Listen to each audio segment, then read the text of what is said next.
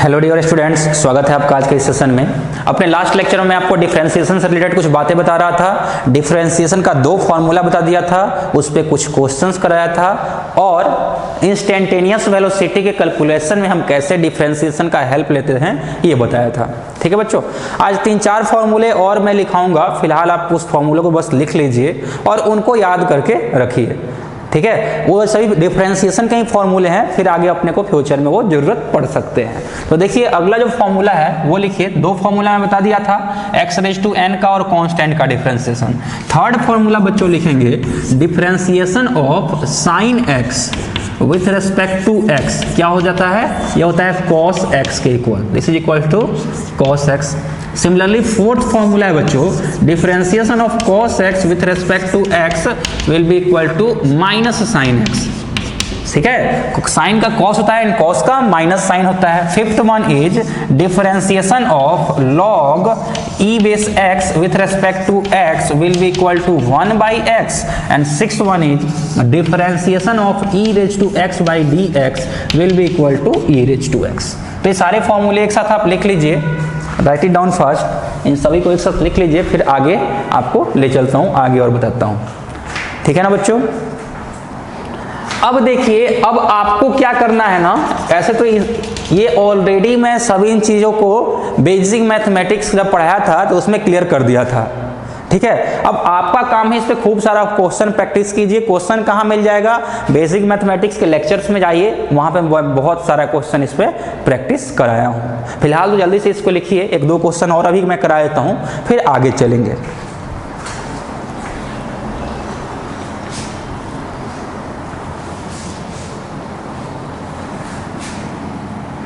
Okay बच्चों, I hope अपने फॉर्मूले लिख लिए होंगे।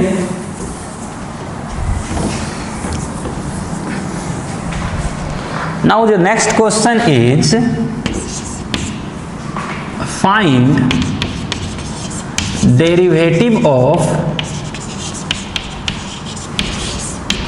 y at x equals to find derivative of y with respect to x at x equals to π/4 if first में दिया हुआ है y equals to sine x and second question में दिया हुआ है y equals to cos x। Okay बच्चों, तो चलिए इसको सॉल्व करते हैं। बहुत आसान क्वेश्चन है। अपने को क्या क्वेश्चन बोल रहा है? We have to find derivative of y with respect to x। तो बच्चों derivative of y with respect to x क्या लिखेंगे? Derivative of y with respect to x और rate of change of y with respect to x और differentiation of y with respect to x। इसको हम कैसे लिखते हैं? इसको हम लिखेंगे dy/dx। तो ये तो हमने रिलेशन लिख दिया। तो फर्स्ट केस में अगर बच्चों हम लोग सोल्व करेंगे तो dy/dx will be equal to y, तुम किसके इक्वल हो? तो फर्स्ट केस में y बोला मैं साइन x के इक्वल हूं, तो यहां पे आ जाओ, तो इसको हम यहां पे लाएंगे बच्चों, तो dy/dx ऑफ साइन x। अब आप याद कीजिए साइन x का मैं रिलेशन क्या बताया हूं? साइन x का डिफरेंशिएशन होता है बच्चों cos x, तो d sin x/dx will be equal to cos x। ठीक है बच्चों। अब अपने से पूछा है कि find derivative of y with respect to x, तो ये derivative of y with respect to x का तो रिलेशन हो गया। और कहां पे पूछा है? तो एट x इक्वल्स टू π/4, तो therefore dy/dx at x equals to π/4 will be equal to cos π/4। ठीक है ना बच्चों। और π/4 याद रखना, पाई इक्वल्स टू 180 डिग्री, तो देयरफॉर π/4 कितना हो जाएगा? 180 degree by 4, this will be equal to 45 degree. यानी यहां पे अपने से cos 45 का वैल्यू पूछ रहा है and we know that cos 45 equals to 1/√2, so this is our answer. ठीक है ना बच्चों। तो आई होप ये चीजें आपको अब क्लियर हो गई होंगी। जल्दी से नोट कीजिए। अब इसी पे बेस्ट अपना सेकेंड वाला क्वेश्चन है, उसको सोल्व करके आपको मैं दिखा देता हूं। ओके, आई होप आपने लिख लिया होगा। अब सेकेंड क्वेश्चन पे आते हैं बच्चों। तो सेकेंड क्वेश्चन ये बोल रहा है कि find derivative of y with respect to x। तो derivative of y with respect to x क्या होगा? dy बाई dx होगा। अब सेकेंड क्वेश्चन में बच्चों बोल रहा है कि dy बाई dx फाइंड कीजिए for y equals to cos x। इस बार y का वैल्यू क्या रखना है? cos x रखना है। हम बोले so simple, d by dx and y equals to cos x। अब cos x का डिफरेंशिएशन बच्चों क्या होता है? cos x का डिफरेंशिएशन माइनस sin x होता है। So this will be equal to minus sin x। ठीक है ना बच्चों? और अगर ये माइनस sin x आ गया तो ये तो रिलेशन अपने को मिल गया, derivative of y with respect to x का अपने को रिलेशन मिल गया है। अब अपने को इसका वैल्यू पूछ रहा है at x equals to pi by 4। तो हम क्या करेंगे? x की जगह पे पाई बाई 4 रखेंगे और उसका वैल्यू फाइंड करेंगे।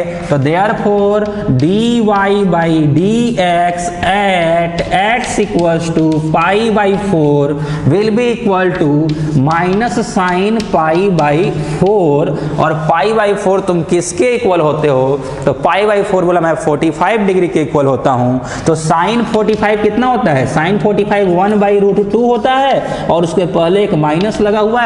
सो दिस इज आवर आंसर। ठीक है ना बच्चों? तो ये सारे के सारे फॉर्मूले, जितने भी फॉर्मूले मैं आपको डिफरेंशिएशन के लिखाया, सभी के सभी आपको याद होने चाहिए।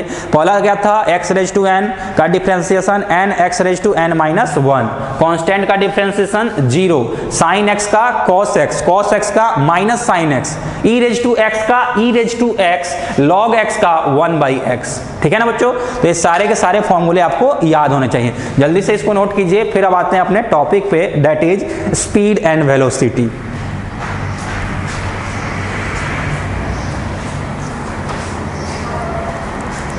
ओके बच्चों, तो चलिए अगला पॉइंट पे चलते हैं।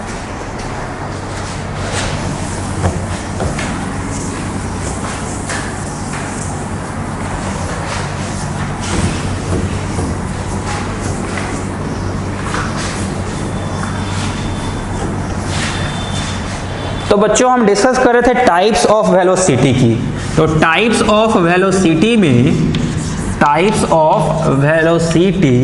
की जब मैं बात कर रहा था, वेलोसिटी का डेफिनेशन तो बता दिया था, rate of change of position. तो टाइप्स ऑफ वेलोसिटी में 4 तरह का वेलोसिटी बताया था। पहला था एवरेज वेलोसिटी, दूसरा था इंस्टेंटेनियस वेलोसिटी,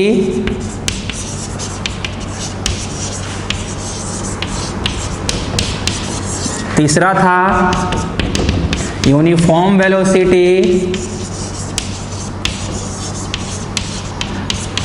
एंड चौथा था non uniform velocity, non uniform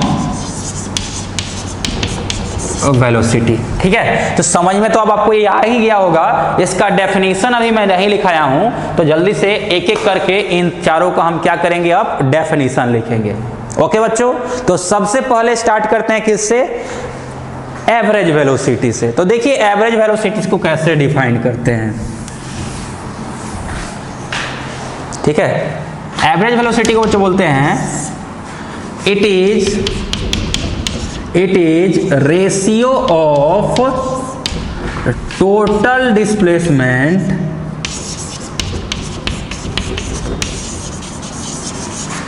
to total time। Total displacement to total time का जो रेशियो होगा उसको हम क्या बोलेंगे? एवरेज वेलोसिटी बोलेंगे। या फिर आप इसको और ऐसा डिफाइन कर सकते हैं, it is rate of change of position या displacement with respect to time for long time interval.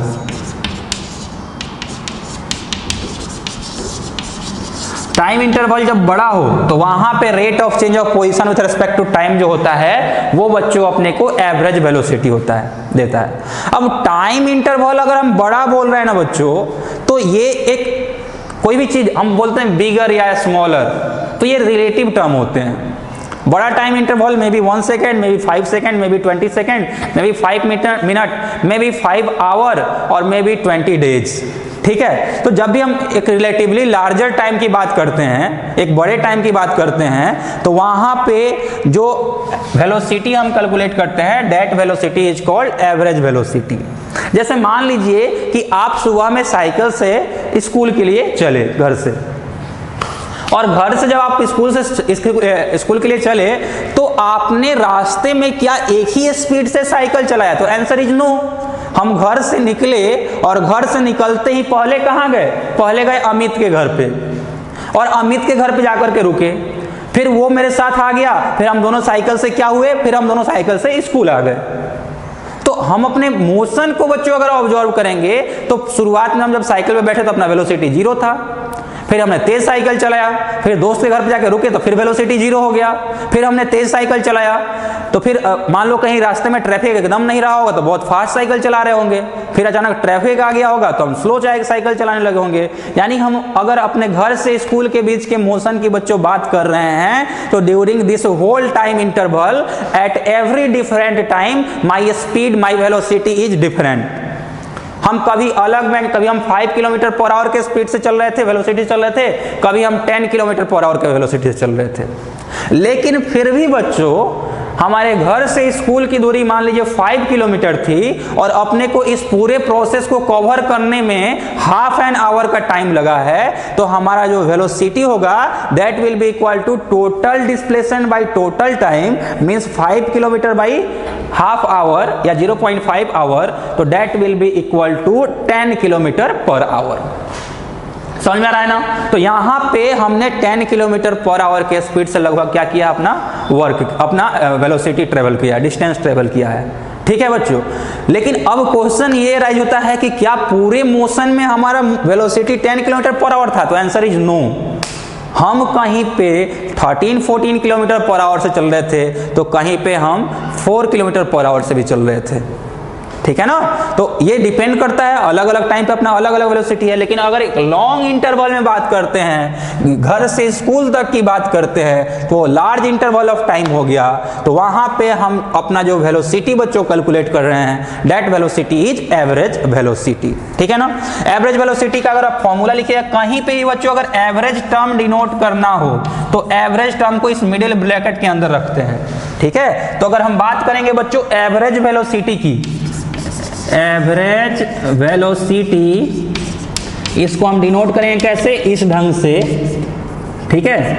This will be equal to change in velocity by change in time, that is equal, sorry, change in position by change in time, change in position है ना, change in position by change in time will be equal to x2 minus x1 by t2 minus t1। तो ये formula लिख लीजिए। x2 क्या है? Final position, x1 क्या है? इनिशियल पोजीशन, t2 क्या है? फाइनल टाइम, t1 क्या है? Initial time. ठीक है बच्चों, जल्दी से लिखिए एवरेज वेलोसिटी का, ये सभी डेफिनेशन हो गया इस पे। अब आगे चलते हैं, अब हम देखेंगे इंस्टेंटेनियस वेलोसिटी का डेफिनेशन।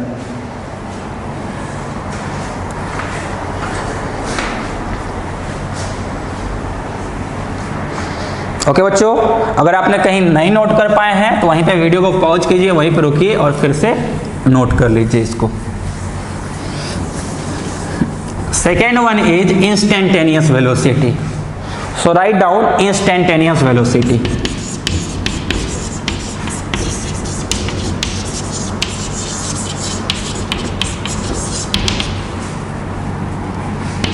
तो देखिए इंस्टेंटेनियस वेलोसिटी क्या होता है? इंस्टेंटेनियस वेलोसिटी बच्चों होता है velocity of a body at a particular instant of its motion. किसी बॉडी का वेलोसिटी उसके मोशन के एक पार्टिकुलर इंस्टेंट पे। ठीक है? तो इसका डेफिनेशन पहले लिखते हैं,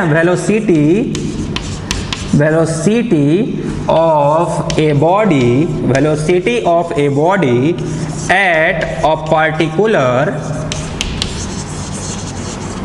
velocity of a body at a particular instant of its motion is called instantaneous velocity. Instantaneous velocity T. Instantaneous का वेलोसिटी एक बार स्पेलिंग आप लोग कंफर्म कर लीजिएगा, ठीक है बच्चों। तो इंस्टेंटेनियस वेलोसिटी क्या होता है? मोशन के एक पार्टिकुलर इंस्टेंट पे, मोशन के एक पार्टिकुलर इंस्टेंट पे जो हमारा वेलोसिटी है वो क्या है? That is our instantaneous velocity. जैसे मैं आपको बताया ना, जब हम घर से स्कूल के लिए चले थे तो कहीं पे हमारा वेलोसिटी 4 किलोमीटर पर आवर था, कहीं पे 10 किलोमीटर पर आवर था और कहीं पे 14 किलोमीटर पर आवर था। तो जिस टाइम पे वेलोसिटी 4 किलोमीटर पर आवर है उस टाइम का इंस्टेंटेनियस वेलोसिटी 4 हो गया, ठीक है। हम बाइक चला रहे हैं, हम क्या कर रहे हैं, मान लो हम बच्चों बाइक चला रहे हैं और बाइक चला रहे हैं, अचानक हमारी नजर स्पीडोमीटर पे पड़ी और उस टाइम स्पीडोमीटर 72 किलोमीटर का स्पीड दिखा रहा है, 72 किलोमीटर पर आवर। मतलब उस टाइम पे अपना स्पीड कितना हो गया? 72 किलोमीटर पर आवर।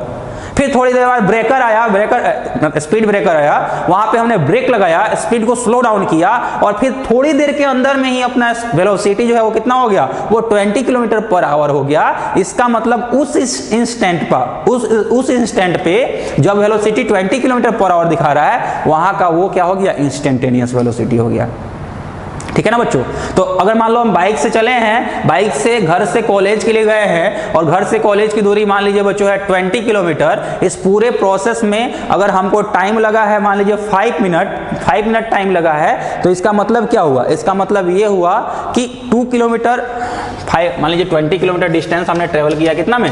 5 मिनट में। तो हम 4 किलोमीटर पर मिनट के स्पीड से चल रहे हैं, 1 मिनट में 4 किलोमीटर कवर कर रहे हैं। And this is our average velocity. लेकिन एक पार्टिकुलर टाइम इंस्टेंट पे जो अपने को वेलोसिटी दिख रहा है that is our instantaneous velocity, ठीक है। अगर घर से हम कॉलेज गए हैं और इस पूरे टाइम इंटरवल में अगर किलोमीटर पर आवर में अगर अपना वेलोसिटी मान लिया जा रहा है 60 किलोमीटर पर आवर, तो इसका मतलब क्या हुआ? 60 kilometre per hour is our average velocity.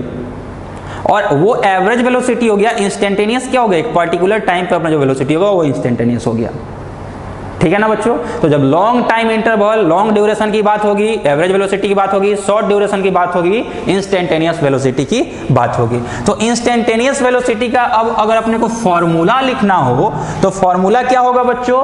तो वेलोसिटी क्या था? वेलोसिटी था बच्चों delta x by delta t, rate of change of position with respect to time, यानी delta x by delta t. तो अगर यहां पे लिमिट डेल्टा टी 0 को अप्रोच कर रहा है, limit delta t is approaching to 0, then delta x by delta t will give us instantaneous velocity। तो therefore v instant will be equal to, इसको हम क्या लिखते हैं? इसको हम लिखते हैं dx by dt। इसलिए मैं बोल रहा हूं इंस्टेंटेनियस वेलोसिटी फाइंड करने के लिए क्या कीजिए?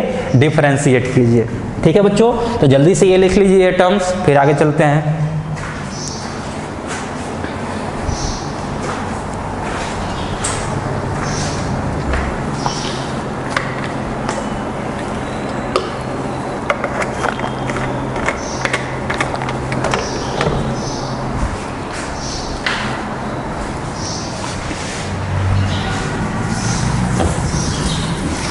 तीसरा अपना जो वेलोसिटी था बच्चों वो था यूनिफॉर्म वेलोसिटी एंड चौथा था नॉन यूनिफॉर्म वेलोसिटी। बस उसको डेफिनेशन मात्र उसको पढ़ना है। तो डेफिनेशन उसका लिखा देता हूं। पहले थर्ड वाले टाइप की बात करेंगे, यूनिफॉर्म वेलोसिटी। यूनिफॉर्म वेलोसिटी, तो यूनिफॉर्म वेलोसिटी क्या होगा? When velocity of a body is constant throughout its motion,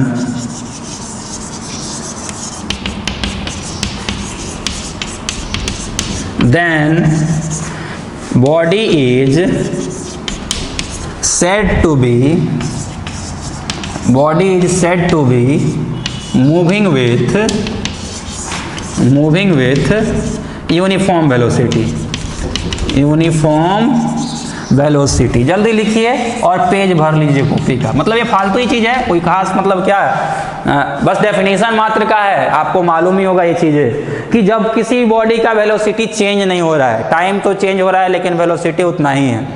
थोड़ी देर पहले भी 20 किलोमीटर पर आवर पे थे, थोड़ी देर बाद भी 20 किलोमीटर पर आवर पे हैं, और 2 घंटे बाद भी 20 किलोमीटर पर आवर पे हैं। मतलब समय तो चेंज हो रहा है लेकिन वेलोसिटी चेंज नहीं हो रहा है। और जब वेलोसिटी चेंज नहीं होगा तो अपना जो वेलोसिटी होगा that velocity will be called as uniform velocity.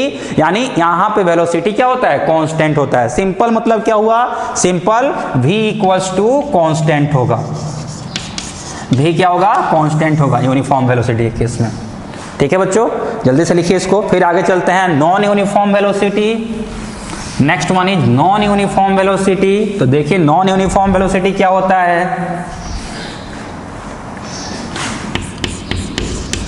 Non uniform velocity. तो देखो बच्चा लोग, जब हम बात करते हैं नॉन यूनिफॉर्म वेलोसिटी की तो नाम में ही है नॉन यूनिफॉर्म, मतलब यूनिफॉर्म नहीं है। तो डेफिनेशन में भी इसी को आपको क्या करना है, एक्सटेंड कर देना है कि when velocity of a body is not constant या फिर when velocity of a body is variable then it is said to be moving with non uniform velocity. ठीक है ना, तो इसमें लिखेंगे when velocity is variable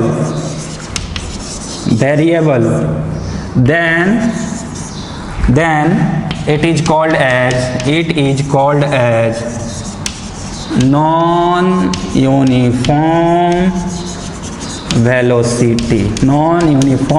velocity। Note कीजिए और पेज भर लीजिए कॉपी का। ठीक है बच्चों, तो ये 4 तरह का अपना वेलोसिटी हो गया, average, instantaneous, uniform, non uniform. I hope अच्छे से क्लियर हो गया होगा। अब जब आप स्पीड का डेफिनेशन लिखिएगा ना बच्चों, तो वेलोसिटी की जगह पे बस स्पीड कर दीजिए।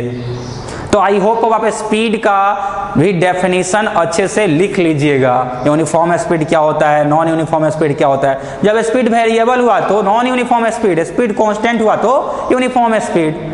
एवरेज स्पीड क्या होता है, लॉन्ग टाइम इंटरवल में जब स्पीड कैलकुलेट करते हैं that is average speed. Instantaneous speed क्या होता है, शॉर्ट टाइम इंटरवल में जब स्पीड कैलकुलेट करते हैं दैट इज इंस्टेंटेनियस स्पीड। तो वो आपका काम है, ठीक है ना। अब उतना काम तो आप कर सकते हैं, इतना कुछ हम करा दिए, इतना वर्क करने के बाद तो एवरेज, इंस्टेंटेनियस और यूनिफॉर्म, नॉन यूनिफॉर्म स्पीड का डेफिनेशन आप खुद से लिख सकते हैं। मुझे आपके ऊपर उतना विश्वास है। This is all for today. In tomorrow's lecture we will discuss about acceleration. ठीक है ना, कल के लेक्चर में हम एक्सेलरेशन के बारे में पढ़ेंगे। That is also very important lecture, जरूर उसको अटेंड कीजिएगा। Thank you very much for joining today. Meeting you tomorrow.